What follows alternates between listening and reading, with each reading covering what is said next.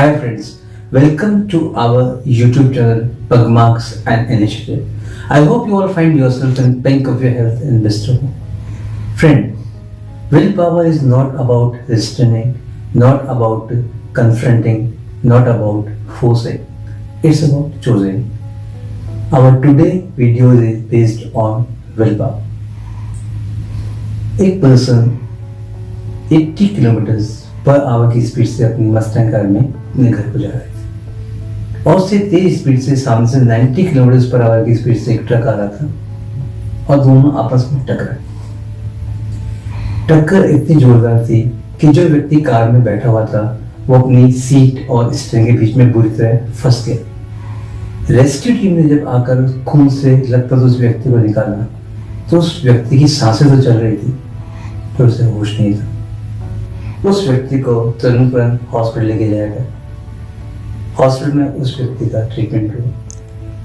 6 दिन के बाद उस व्यक्ति को होश आया। जब उस व्यक्ति को होश आया तो पता पड़ा कि उसकी 11 हड्डियां टूट गई थी, उसकी 6 सर्जरी हुई थी और उसे अब जिंदगी भर व्हील चेयर पर ही रहना था।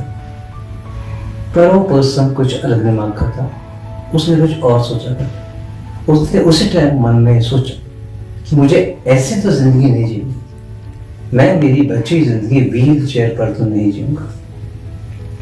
उसने अपने विल पावर को स्ट्रॉन्ग किया और अपने बारे में एक शेड्यूल डिसाइड किया जिसको उसने एक्रोनिम दिया, जिसका नाम था सेवर्स।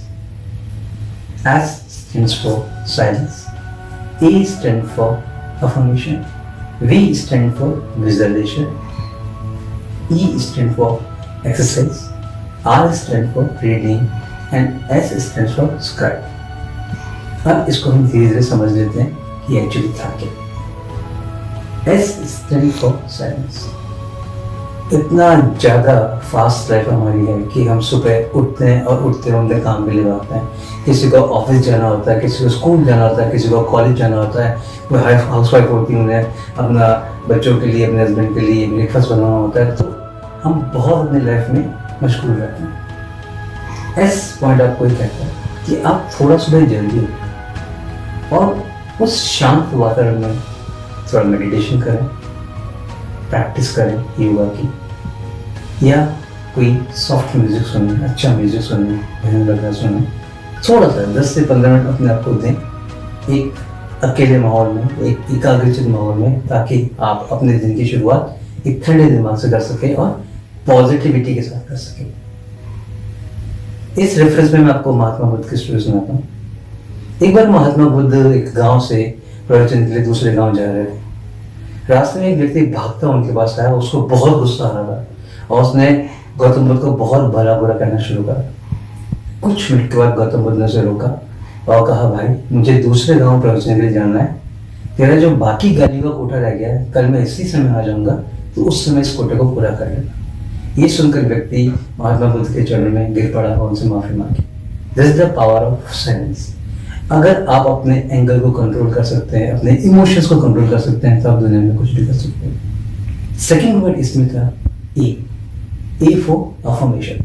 अफर्मेशन मीन्स होता है कि आप जो करना चाहते हैं, आप जो बनना चाहते हैं, उसके बारे में बार बार अपने सबकॉन्शियस माइंड को एहसास दिला कि मैं ये कर सकता हूँ, मैं ये बन सकता हूँ। क्योंकि दुनिया तो आपको बोलेगी कि आप किसी लायक हैं, आप कुछ कर सकते हैं, वो तो हमेशा आपको डिमोटिवेट करेगी। तो आपको अपने आप को मोटिवेट करना है, अफर्म करना है कि मुझे ये बनना है और मैं ये कर सकता हूँ और मैं ये करूँगा। इस रेफरेंस में एक स्टोरी है। आपने world heavyweight champion Muhammad Ali के बारे में सुना ही होगा। जब वो प्रैक्टिस करते थे और जब अपने सैंडबैग पे पंच मारते थे तो वो हर पंच के साथ कहते थे, I am the world champion.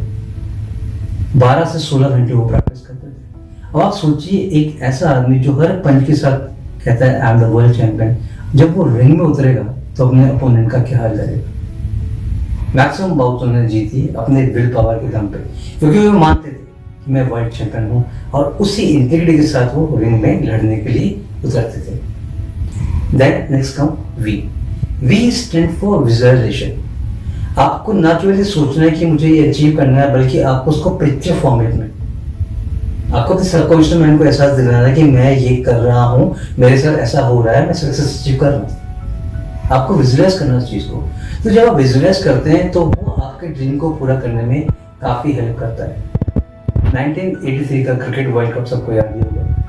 एक ऐसी टीम थी जो 2 बार वर्ल्ड चैंपियन रह चुकी थी, 1975 में और 1979 में, और 83 में फाइट कर रही थी वेस्ट इंडीज। और दूसरी एक ऐसी टीम थी जिसके बारे में कहा जाता था कि फ्लूक है, गलती से फाइनल में पहुंच गए, वो टीम थी इंडिया। उस टीम में केवल एक पर्सन था जो विजुअलाइज करता था कि हम वर्ल्ड कप जीत सकते हैं right from the beginning. Team के इंग्लैंड में पहुंचने से लेके फाइनल तक वो एक पर्सन विजुअलाइज करता था कि हम वर्ल्ड कप जीतेंगे। वो व्यक्ति थे इंडियन क्रिकेट टीम के कैप्टन कपिल देव। एक इंटरव्यू में क्रिकेट टीम के ओपनर कृष्णाचार्य श्रीकांत ने बताया कि थ्रू आउट द टूर्नामेंट केवल कपिल देव ही थे जो हमें हमेशा मोटिवेट करते थे और कहते थे कि हम ये वर्ल्ड कप जीत सकते हैं, क्योंकि हमसे किसी भी टीम की या वर्ल्ड में किसी भी पर्सन को एक्सपेक्टेशन नहीं है कि हम ऐसा मिरेकल कर सकते हैं। और वो उन्होंने करके भी दिखाया, अपने विजुअलाइजेशन के दम पे, अपने टीम एफर्ट्स के दम पे, अपने प्लेयर्स को मोटिवेट करके उन्होंने 1983 का वर्ल्ड कप इंडिया के लिए जीता है। E stand for exercise. Exercise से दोस्तों क्या फायदा होता है, हमारे ब्रेन से एक फैक्टर रिलीज होता है, साइंटिफिकली जिसको हम बोलते हैं ब्रेन डेराइव्ड न्यूरोकॉर्टिक फैक्टर। ये जो फैक्टर है ये क्या करता है, एंटी डिप्रेशन एजेंट का काम करता है और आपके बॉडी को, आपके माइंड को एनर्जी देता है कि आप कंप्लीट कर सकें, आप अपनी एनर्जी को पॉजिटिवली यूज कर सकें। रिसेंटली अभी मिल्खा सिंह हमारे जो जिन्हें फ्लाइंग सिख के नाम से जाना था, उनकी डेथ हुई और उनसे पूछा गया कि 91 की एज में भी आपके फिट रहने का रीजन क्या है। तो वो कहते थे कि अगर आप जितनी भूख है उसका आधा खाते हैं, मसलन आपको 4 रोटी की भूख है, आप 2 रोटी खाएं, और आप सुबह उठ के थोड़ा जॉगिंग करते हैं, एक्सरसाइज करते हैं, थोड़ा बैक का, थोड़ा जॉइंट का, ये थोड़ी बहुत आप एक्सरसाइज कर लेते हैं, या अपनी बॉडी को 15 to 20 मिनट्स आप दे देते हैं मॉर्निंग में, तो आप काफी लंबे समय तक जीवित रह सकते हैं। ये दोस्तों एक्सरसाइज की पावर है। Then come or stand for radio. APJ Kalam कहा करते थे कि अगर आपको बड़ा बनना है तो आपको सक्सेसफुल लोगों की बायोग्राफी पढ़नी चाहिए।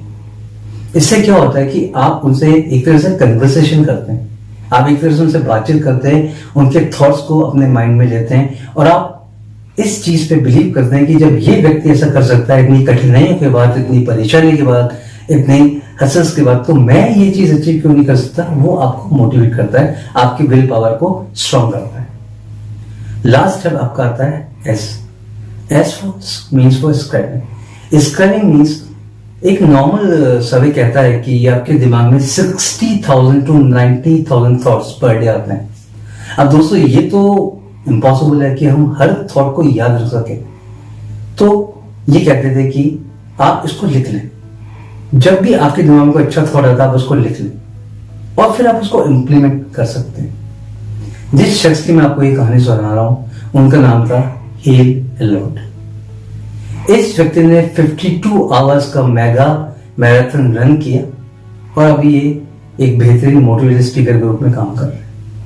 आप देखिए एक ऐसा व्यक्ति जिसके बारे में डॉक्टर ने कहा था कि ये व्हील चेयर पर ही रहेगा, उन्होंने ना केवल उन्हें गलत प्रूव करा बल्कि आज वो एक हेल्दी लाइफस्टाइल जी रहे हैं। तो दोस्तों, will power is not something you find it, you created it. Believe on yourself and believe me, you can do miracles.